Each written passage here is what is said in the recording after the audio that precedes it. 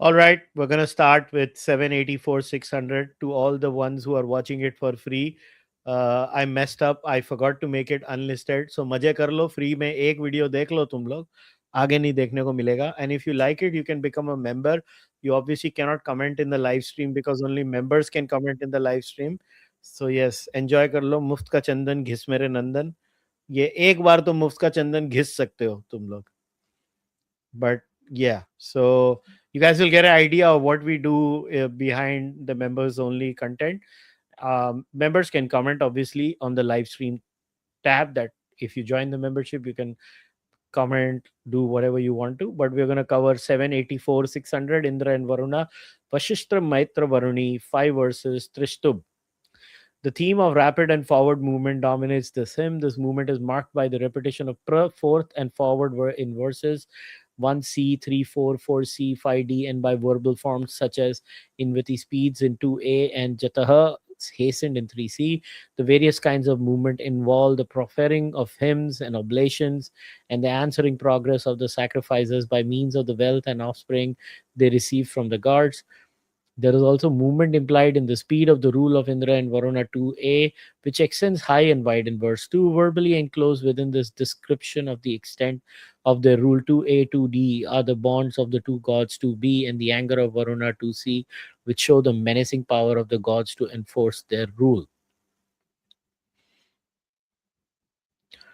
Another characteristic of this hymn is verbal sleight of hand in verses 1 and 4. In verse 1, Ghee Rich 1, Grihattachi, would normally describe the sacrificial ladle, but as Renault in 785 notes, it can be characterized the insight embodied in hymn 127 or songs Kiraha 755. Because this Ghee Rich 1 is held in arms of the priest, hearers would think this of the ladle, but in 1D, the ghee rich one goes by itself and its varying appearance. These descriptions would fit the hymn which flies to the gods and its varied sounds and words.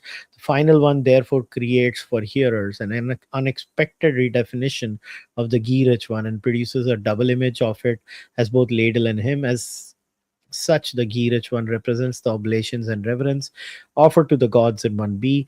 Neither translation nor the interpretation of verse 4cd is secure. The relative clause in 4c surely describes Varuna, but Sura champion in 4d is more likely a description of Indra. So the normal relation between relative and main clauses suggests that the subject in 4d is Varuna, as Shaina understands it to be. We shall just keep the Shaina one open too, but the content Mhm. of 4D suggests that it is Indra. Moreover, there is wordplay between Minati confounds, which ends 4C, and Amita immeasurable, which opens 4D. They are not from the same root, although they sound as though they could be. The words thus create a verbal icon of simultaneous similarity and difference. These ambiguities accord with the representation of Varuna and Indra as embodying different kinds of kingship, which are nonetheless complementary and necessary to one another. As we read the lines, therefore, the two gods are separately characterized, but the separation is undermined by formal features that efface it. All right, I'm going to read the verses. 1. I would turn you two to our right with oblations and reverence, O kings Indra and Varuna. The ghee rich one, the ladle hymn, goes forth to you two, being held forth in our arms. By itself, it goes all around in its varying appearance. Now, the transliteration, does it say? We are at, yep, 784 600. Awam राजनावधरे पवृत्रम हव्येभिरिन्द्रवरुणा नमोभिः.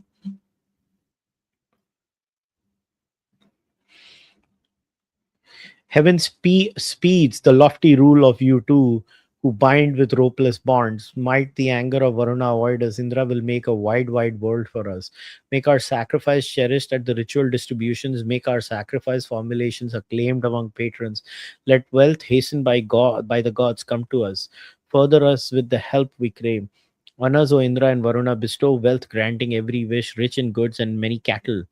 Now, again, what is the word they use for cattle over here? If the Aditya Varuna confounds untruths, the champion Indra apportions immeasurable goods. What is the word they use for just cattle? Because again, it's a generic word, right? Ruksham. Okay. What Has is? China give? This is Yeah, there's 784, no. right? Yeah, there's no China commentary on this number two. It just says so. But I'll read Wilson's translation. Your vast kingdom of heaven gratifies the world with rain. You who are bind, which is a sinner, with bonds not made of rope. May the wrath of Varuna pass away from us. May Indra prepare us for a spacious region. Was cattle in the second one? Or Yeah, third because one? see, the interesting bit is that they talk about cattle here in the fourth one. Oh, the fourth one. Oh, Uh, sorry, I read the wrong one. yeah, Okay. many cattle, right? He says, on us, O Indra and Varuna, bestow wealth, granting every wish, rich in goods and many cattle. Now, Griffith doesn't use cattle, you notice. O Indra, Varuna, vouchsafe us riches with store of treasure, food, and every blessing. For Aditya, banisher of falsehood, the hero, dealeth wealth in boundless plenty. And the Stephanie Jameson one is, if the Aditya Varuna confounds untruths, the champion Indra apportions immeasurable goods. So this Yep. cattle is just added. Interesting. Yeah. Even Wilson just has abundant food. So it Yeah, says with a like dwelling and Griffith abundant doesn't add food. any.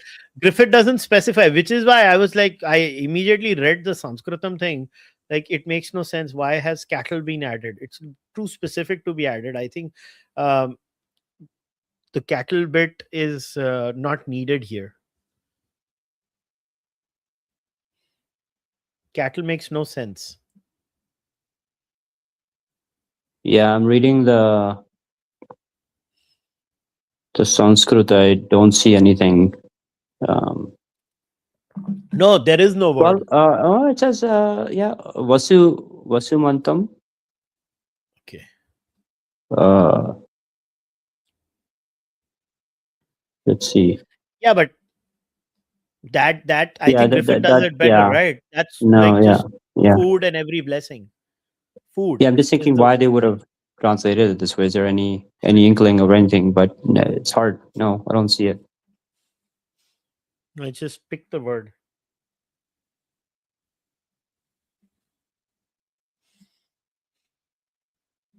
Anyways, I'll read further. This song of mine has reached Indra and Varuna. It helped us forward, multiplying us in kith and kin. Having good treasure, we would go in pursuit of the gods. Do you protect us always with your blessings? Griffith is very similar too. But may this my song reach Varuna and Indra, and strongly urging win me sons and offspring. To the gods' banquet, may we go with riches, preserve us evermore. Your gods is well. You see what happens here, right? Like, he adds win me sons and offspring. Look at over here with kith and kin.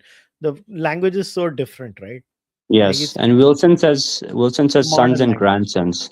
Yeah. Sons and grandsons. So there's like small, nuanced differences that they're kind of interpreting, not just translating. There's always a little bit of Yeah, that it's a goes. change in language over a period of Yeah. time, right? How language evolves. Like, even with the language of English, right? Wilson and Griffith have done this translation long time ago, and this one is the latest rendition of it. And human thought has evolved. A lot of these things have evolved, kind of, right? Yes. All right. So, is there any specific commentary that China has done? It just nothing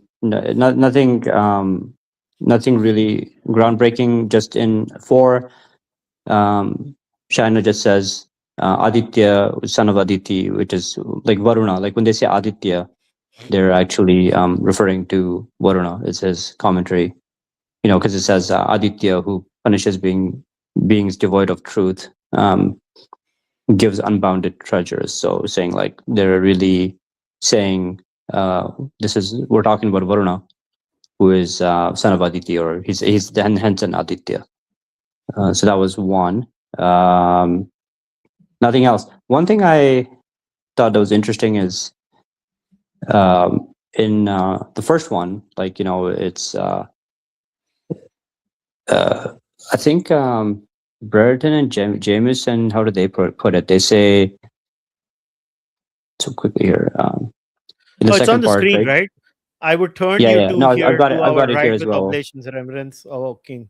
The ghee rich one. Like that Yeah, also, the ghee rich one, right?